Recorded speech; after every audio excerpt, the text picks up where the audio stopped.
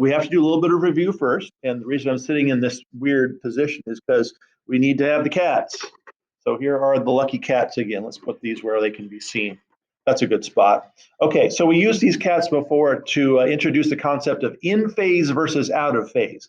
And that matters for our speaker demonstration. Okay, so the two arms of the cats are not waving at the same rate. So sometimes they are in phase, like right.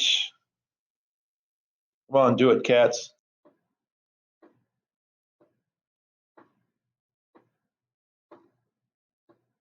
Well, they're not working very well today.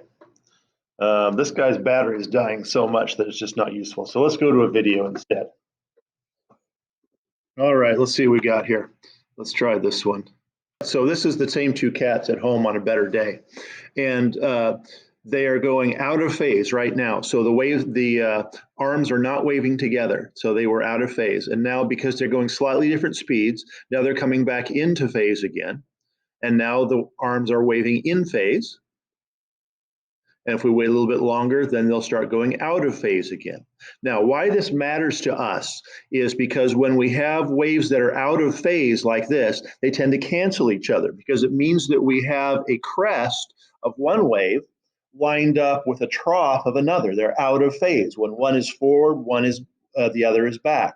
When there's one crest, the other one's a trough. And when those two waveforms intersect with each other, they cancel each other out a little bit and they make a smaller wave. Now, in contrast, when the two waves are in phase, let's see if we can get that coming up. Yeah, here they go. They come in phase like this. Now they're waving together. That means that the waves will reinforce each other. So we have a crest encountering another crest, and when they overlap, they make a higher crest. So waves in phase have constructive interference, meaning a more extreme amplitude when they're overlapping. And waves that are out of phase, they have destructive interference. They destroy the waveform, and you have a smaller amplitude when they overlap. Now we're going to move on to a new topic. It's called beats. So we're going to see what they are and what causes them. And then we'll see what we can conclude about sound frequencies that produce them. Okay, so here's what I want you to do. You need to have a computer with speakers if you can do this. It doesn't work so well with earbuds. Now, it will kind of work with earbuds, but not nearly as well. So speakers work better. Okay, now there's a link in the Google Classroom for the tone generator. And I want you to click on that link twice so you open it in two different windows.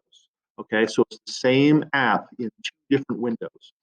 And then hit play. And when you hit play, what these do is they make you know what, I'm just going to show this to you. Let's find it here. Let's go to this.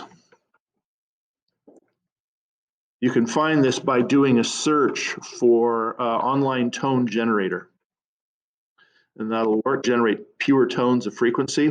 This is what it looks like. Now, I don't think you're going to be able to hear this because it blocks out background noise, but when you play this, it will play a pure tone at 440 hertz. And as you move this, you can move the frequency around, okay? Now, it starts at 440, and then you can hit this button and raise or lower it by 1 hertz at a time. Stop that. All right, so what I want you to do is to open 2 of these at the same time and play them both. And then once you have them both playing, then change the frequency of one of the tones and see what happens. It's just some kind of weird things go on. So run the frequencies up and down, play with a little bit and see if you can spot some patterns. All right, so pause the video again, this video, and do that for a little while and then come back to this. Okay, welcome back. I realize that was kind of annoying, so play with it so you can I think you'll agree that's kind of an annoying phenomenon, but also interesting.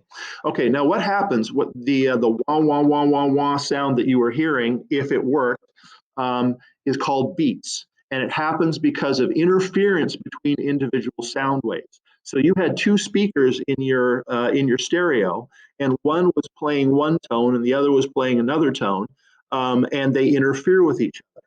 Okay, this is an illustration of how it works. I have these 2 rulers that are You know what? I'm just going to do this. Here we go. I have two rulers that are superimposed on top of each other. Okay, and I've made one of the rulers slightly longer than the other ones. So you can see the numbers don't match up, and the farther it goes, the farther apart the numbers are getting because one ruler is a little bit stretched. Now, at the start, the difference doesn't show up. So the lines here are nice and sharp because they overlap with each other. But when we get over to this region here, now they've spread out enough so that they're alternating.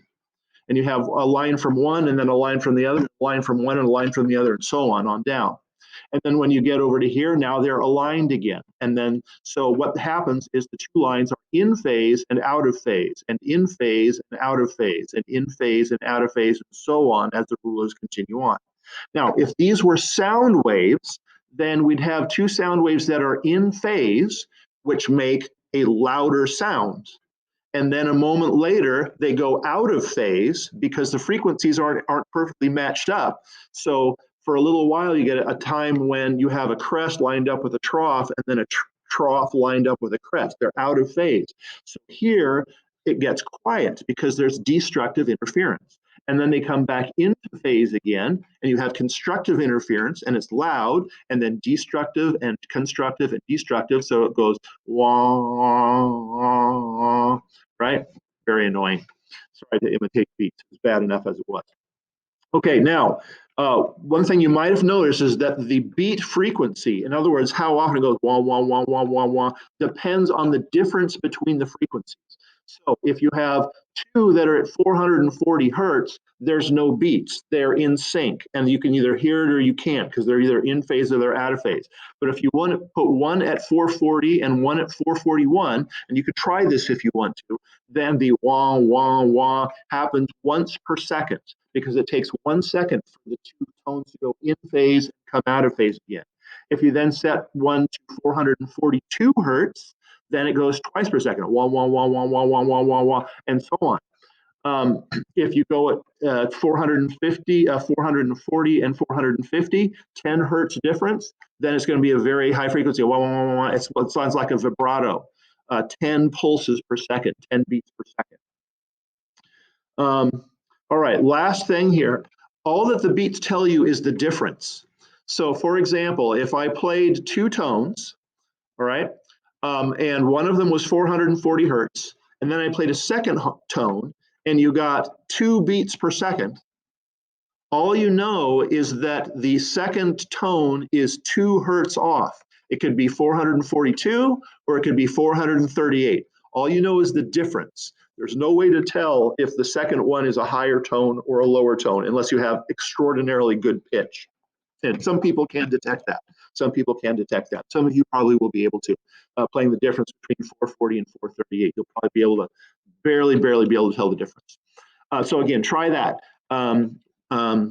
Set one at 440 and then move the other one below 440 and above 440, and you'll find you get the same number of beats based on the difference in the beat frequency. Okay, so what did we figure out from this? We saw what beats are. They're caused by differences in frequency between tones that are very close together. And we can conclude about the sound frequencies that produce them is the number of beats per second depends on the difference in frequencies in hertz. By the way, if there's time on this, I don't know if this is going to fit on the video. Piano tuners use beats to make sure that the pianos that they're tuning are in perfect tune. So what they'll generally have is a tuning fork that makes a C, a middle C, and then they will tune the string in the piano to get as close to a C as possible. And then they strike their tuning fork and they hold it to their ear and they listen for the beats between their tuning fork and the string on the piano. And then they very precisely adjust the tension in that string so that there are no beats between their tuning fork and the string. And then they know they're exactly in tune. And people with perfect pitch can tell the difference. So when they play a piano that's slightly out of tune, it just sounds wrong. So piano tuners get them exactly on, and beats is how they do it. Okay, thanks for your time, and we will see you next time.